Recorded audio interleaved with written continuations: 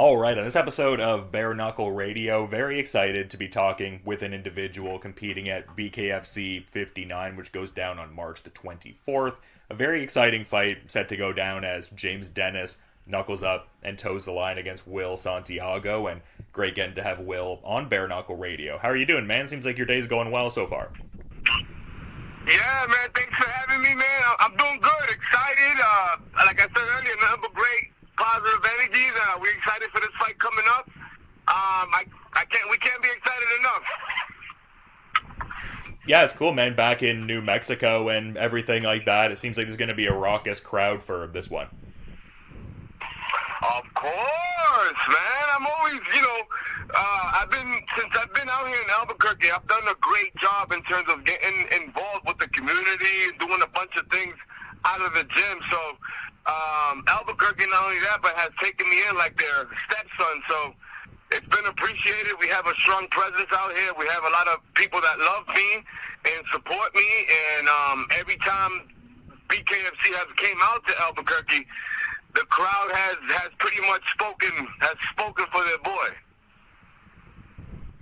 Yeah, and I'd read an article that it said it's one of the more, I guess, even like lucrative kind of markets. Like, it seems like a lot of the Albuquerque fans are really fervent and passionate about Bare Knuckle, and it even comes across watching it at home. So definitely love that. Yeah, man. I've been around the country, I would say, for a bit now, but nothing, and this is even including back home where I'm from. Nothing comes close to Albuquerque when with the fight fans and just the fight, the fight mindset out here is crazy, man. It's second to none. It's the best. Everybody gets behind their fighters, even if they're not, your favorite, fighter or whatnot. They still get behind you and they support. And I have never seen that anywhere else but here in Albuquerque. Yeah, no, I love hearing that, man, and a lot to talk about with this next fight, but I feel like I'd be remiss if I didn't at least briefly, touch on the last one, because I referenced, back in Albuquerque and everything, and you still, maintained that unbeaten in BKFC streak, a draw last time out against Jeremie Holloway. What were the main takeaways from that BKFC 48 you had there last August? One of the things that I experienced in the fight, and it's not to take nothing away from Holloway, because Holloway's a tough dude and he's a game opponent. And it turns out he's been wanting to fight me for a long time, because after the fight we actually hung out for a little bit, and he's been wanting to fight me since our MMA days. So it was actually good to actually get fighting him finally. But in that fight, I got poked on in the fight really on. And it messed up with my vision, and I couldn't really see throughout the fight. I was doing my best to I didn't, obviously, nobody wants to lose. But that experience that I experienced in that fight in August, I've never experienced it in the gym or in the street, nowhere, never. So it was something new to me, and I was glad that I was able to come out with at least a draw and not a loss, because we had a perfect game plan for Mr. Holloway, but when you can't see, it's kind of hard to forbid that. And not only that, but I couldn't see for 2 weeks after the fight as well. So it wasn't like it was it wasn't like it was some bullshit. It was real deal. One of the things that I took away from that I feel, getting ready for this fight and for future fights is to always condition yourself to train in the worst possible conditions possible, so that way if something like that was to ever happen again, I won't freak out like the way how I did. I mean, it sounds like there's a lot of, good that you took away from that. I mean, obviously great to hear that your, sight came back to what it was. I mean, that's a scary situation, but I think you'd probably, learn a lot and take a lot of positives out of, like you said, even fighting to a draw when your vision is that severely compromised. Yeah, I mean, like I said, I was trying, because it was a trip, because I heard my corner screaming at me, telling me what to do. But the thing is that obviously you guys know I'm always going to be a smaller guy, and Holloway's a big dude compared to me. So while he was telling me to giving me instructions what to do, I kept getting hit because he has a longer reach than me. So it was hard for me to overcome overcome that. Glad we did, but it was an experience that I'll never forget, and obviously we have to learn off it and move on from it. But it's something that I wouldn't necessarily say I will forget about it, but more about getting myself prepared and everything that I do in terms of preparation, mental practice. Instead of going into a state of mind thinking that that you're gonna get hurt, more or less thinking, okay, what we're gonna do while we're hurt. That type of giveaway and takeaway. So for the most part, I was grateful.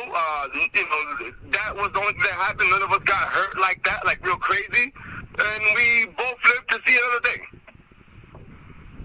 Yeah, and that's what's most important. It seems like you have like a great team around you. Like obviously you do a great job individually learning these lessons and putting in the work, but it seems like, guys from like, even Coach Wink to Jeffrey Chavez, it seems like you have a great team around you really shaping what you're doing and all.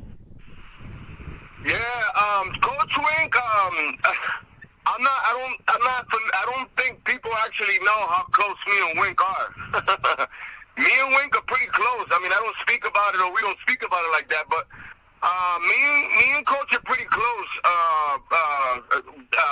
Jeff, which is my manager, not only that, but he's also a great friend of mine, mentor, and also a coach. I'm in great hands with those guys. Those guys are always going to push me to do better. Chavez is the only one. Chavez and Wink are the only people that I actually let yell at me, to be honest with you. But it's just that, it's just out of respect and out of love that they see the potential in me. They've always seen the potential in me, and they just want me to win, and they want what's best for me, and they're gonna make sure that I get the best training possible to go out there and perform. Yeah, no, for sure. And I mean, the last time we were talking, it seemed like there was a lot of, help they imparted in terms of like really game planning specifically for each opponent and getting in that tape study. I imagine that is the case heading into this James Dennis fight as well. Yes, no. Like I said, we had a great game plan for Mr. Holloway, but things happen. And now for Mr. Dennis, we have even better game plan for him. And I'll be honest with you, man. I also stopped smoking weed. I don't smoke no more. It helps me with sleep, and I stopped doing that. I stopped a lot of things for this fight and future fights. I really just sticking, dedicating to myself to what I know that's gonna work for me and get me in the proper shape and in the proper conditioning to take on these fights and take on these tough guys. No, that's cool, man. I mean, I'm someone who indulges a bit in, cannabis myself, but have been in situations where I try to, I guess, have it as more of like a net positive for my life, and sometimes, look in that mirror and be like, you know what, this isn't really benefiting me in this particular context. Like, I need to be more aware of that. So great to hear that you kind of had that awareness to the scale of like, I'm going to table this, put it to the side for now. Yeah, I've always said I'll be a stoner forever, but I've always said this too as well. I kind of feel like if it ever becomes a problem in preparation or just even getting a job, it's time to go. No, fair enough, man. It's what's ultimately gonna, benefit you, but kudos to you for having that awareness. I imagine that kind of mentality really benefits you even with certain aspects of training, just in as far as being like, okay, what didn't work last time? What, blind spots, quote unquote, do I have? Or rather, maybe like what skills do I need to like shore up compared to others? It would seem like that mindset would benefit you even with like the specific techniques and stuff like that, I guess. Exactly, man, because I don't want to, like what you call it, I don't want to,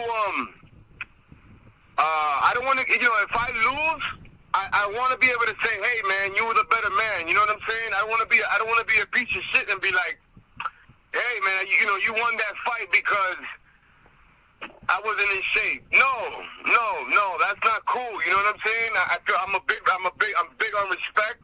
And if I show up and someone beats me on my A game, I want to give them that respect. And like, yo, brother, you were just a better man that night. You know what I'm saying? I'm like that. I'm cool like that.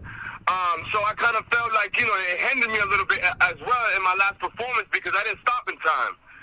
But now, it's about, a month and a half in. We still got another month to go. So I feel great. I feel great. We feel great. We feel great, great about our game plan and what we're going to do come March 29th. Yeah, and I was mentioning earlier how it seems like there's similar threads with, like, you know, this card and the last time out. And I mean, you talk about the respect dynamics too, kind of ties into it a bit, just with this also having, you know, a John Dodson main event. It seems like you guys have those close ties from, like, past training efforts and stuff like that. So love to see that component as well. Of course, man. John is I love that guy, bro. John is I say it all the time. John is Albuquerque's like son. Like he's from here, but he is loved out here like you wouldn't believe. And it's an honor. I tell him all the time. It's an honor to be on the card with him. It's an honor to share the back with him, and just, you know, his little brother too, and Eric Dodson. Those guys are my family. You know what I mean? And just being able to compete with those guys on the same card, it's a blessing. And not only that, but I kind of feel like it's a mutual respecting, vice versa. And we just like to fight, and we're coming to put on a show. Yeah, and as much as there are certain similarities, it seems like even, like, the scale of the shows keeps ramping up. Like, I was seeing you were doing some, like, radio interviews promoting the fight, like, with 96.3 KKOB, so love to see stuff like that, too, man. That must be fun for you to do, I would think, I guess. Yeah, man, like I said, that's one of the bigger radio stations. I think that is the biggest radio station here in Albuquerque, and they were out, you know, we out here showing love, and not only that, but they want to also learn about BKFC, what they're about, what we're about, what's the organization about. So I feel honored and privileged to go out there and represent the BKFC, my gym, to show the world that, you know, it's a combat sport, it's fun, it's safe, and it's just about, you know, competition, you know, respectfully sanctioned, and what not better way to get the message out through your hometown local radio stations, getting behind one and supporting it so that we can make our sport bigger. Because obviously, you guys know, everyone knows that it's growing at a rapidly pace. So if we can do anything to speed up that process, so be it. Yeah, no, I love hearing that, man, and I mean, I feel like you're a great guy for that, the enthusiasm for it, and obviously how well you've been doing in the ring, helping, like, serve both of those things, so love to, you know, see those kind of looks, and this is an intriguing fight with, you know, James Dennis coming up here. I guess I'm curious on, you know, what your thoughts might be with him in terms of his BKFC resume and some of the better stylistic attributes he's shown so far, because it looked like he rebounded from a setback in his debut, but has since gotten a couple of second round stoppages after. Like, what are your thoughts on James Dennis overall in terms of, like, what he's done in BKFC so far? Yeah, hey, I respect the guy. I tell people this as well all the time. I don't care if a person is, 0 and 1,000. Anyone that gets in that square circle, man, you have to respect them. You have to respect them, no questions asked. And in Dennis' situation, when we got the phone call that it was going to be him, we was excited. Not only were we excited, man, but we was up for the challenge. We know it's going to be a tough fight. We got a good game plan for him, and we just gonna make it happen. But we know we're in for a fight with him. All respect to him and his camp, and you know where he's from. He's from Montana, obviously, and a lot of guys are from Montana doing real big things right now in the sport of combat sports. So I'm just grateful to share the square circle with him, and we're gonna put on the fight for the fans.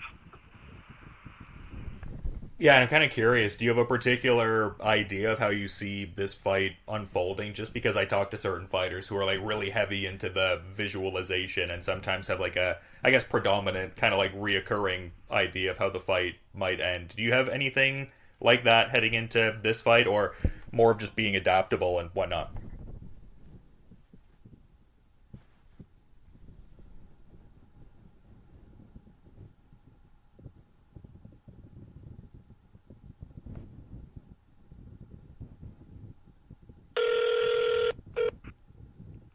You there?